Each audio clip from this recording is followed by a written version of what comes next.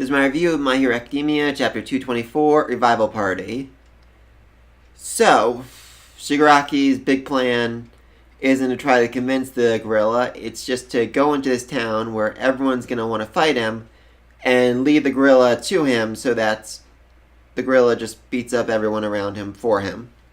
And then he weakens the gorilla to the point where he can take him out himself, which... yeah, even the doctor called that a cowardly and horrible plan. I mean, seriously. That's bad. That's evil bad. Also, no moves for them. We're back in the present. This is after Dabi and Hyen tried to take out Endeavor. And since they couldn't get Hyen back, there's just no moves available for them to take out right now. Also, very interesting line where he said that without All for One, it's much harder to create the no moves, which... again, just so many questions. How does the process work? What's involved in it? How is he doing it without All for One? And how is he using quirks that shouldn't be available to him?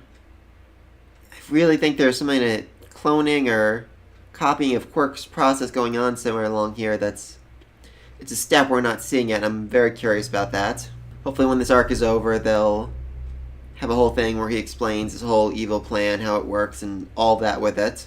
So then they get to Deka City, and we see a somewhat familiar face. A hero! We saw him a few chapters back. He helped out Bako and Todoroki after they cleared out those soda villains. And, surprise, surprise, he's a bad guy! Yep, I said that sarcastically. I'm actually surprised. I didn't expect him to be a bad guy, though it makes sense. He was investigating the people using the equipment that they were making. So you can just say that the equipment was run-of-the-mill, nothing special about it, nothing interesting on his official hero reports.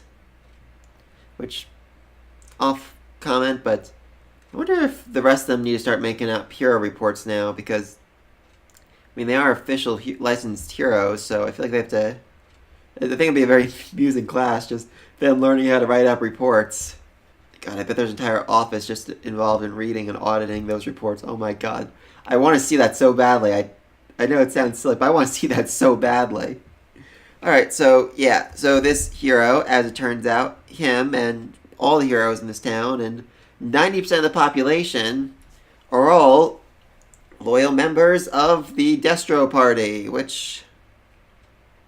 yeah, it's more concerning than I originally thought. Last week I said, yeah, they got 110,000 members, which doesn't seem like a lie anymore. But I doubt all of them are willing to fight. But here we see an entire town of people all attacking them. These don't look like, armed goons. A lot of these just look like ordinary people who just want to rise up and fight for their rights. And at least 2 of them get murdered. I mean, Shigaraki literally turns 2 of them into dust. Seriously. I mean, I have to imagine that once you're actually involved in this fight and you see, oh dang, my neighbor just got turned to dust, I might want to go home. This might not be where I want to die. I mean, these are... seriously. I mean... he's a villain and he's killing citizens, but... I mean, they're members of like a terrorist cult. I don't really feel all that bad for them. But... I don't know. It's weird. The way these last 2 chapters have been written, I find myself rooting for Shigaraki, League of Villains, and all of them. I don't want him to get hurt. I love Giran right now. I mean, he's such a, determined, devoted, honorable guy. I just can't help but love him. But the rest of them, too, I know it is, but I just want them to succeed right now. And this overwhelming cult mentality, terrorist group, I just do not like them. I like what they stand for, I just don't like them. And I really much want them just to all die right now, so he kills a whole bunch of them, I don't care, and I'm just hoping like the rest of them are like, oh dang, we gotta run, I don't want to die.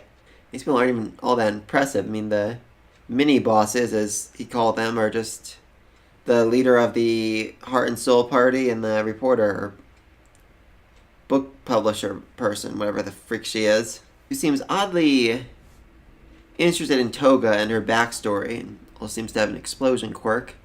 But more interested about Toga. I'm curious if this is going to be the chance for us to learn more about her, get her backstory, figure out how she came to be here, why she's doing all this, I mean, this is the villain arc, so This is the time we get backstories on people. We get flashbacks. We learn what were their parents like? What did they do as kids? How'd they end up here? Why are they villains? What are their motivations? Like Toga said last chapter, her motivations are to suck the ones she loves dry, which... Moving on. Moving on. So, yeah, it looks like this is going to be the mini-boss. Just them taking on Heart and Soul and reporter slash publisher Check. And all the random citizens just scattered around. And then they're just going to keep moving forward towards the Capitol building, where Giran is. And hopefully by the time they get there, the hour and a half they still have to eat up will pass. And Gorilla will show up and just start destroying things. I think that would be really amusing. This entire city just gets completely demolished and just there's nothing left standing by the time the villains leave. I mean, that'd definitely be like a declaration for League of Villains. This small town got in our way and we obliterated it. Your village might be next. Your town might be next. So always be afraid. I mean, All Might was a symbol of hope. That would definitely make them a symbol of fear and terror and worry to the entire world. I mean, sure, there are heroes, but there were heroes here. I mean, corrupt heroes, but people probably won't know that. Heroes here who all got decimated by this group of villains who literally killed an entire town. I think that'd be a pretty awesome way to end this arc, honestly. Well, that and revealing that Dobby is actually Endeavor's son, but that's a whole separate thing. Yeah, kind of a short video. Not a lot to say about this chapter, honestly. It's just preparing for next week, which I think we're getting into the big fights and battles and seeing what comes next, which I'm very excited for. They'll probably do the thing that all series do, even though it's so stupid, where they split up for no apparent reason. They can all fight people at various points. You know what I'm talking about. We got a team of 10, they have to fight up like 5 super-powered god-like beings, and instead of just all teaming up to take them on one at a time, like, no, we two got it. You other 8 go on ahead and try to get to the goal, even though there's really no reason for that. League of Villains has enough practice fighting the giant ape where I don't think teamwork's going to be a real issue for them right now. Though I do hope they've managed to improve their skills a little bit. I know their equipment's definitely worn down right now, so they might not be at their best, but they've been fighting a long time with subpar equipment, and hopefully that'll give them the experience they need to take out these people. Again, I keep saying hopefully they're the villains, but I think we'd all be disappointed if the League of Villains got defeated. If after all this build-up, after 200 some chapters of League of Villains, League of Villains, League of Villains, Shigaraki, All for One, they just get decimated, and now the villains for the rest of the series are the Cult of Destro. I think we'd all be disappointed by that. So, for now, we're rooting for League of Villains. Let's see them burn this entire freaking city to the ground. Alright? So let's see them go! Plus Ultra! Anyway, so be sure to like and subscribe, leave a comment down below, and until next week, peace.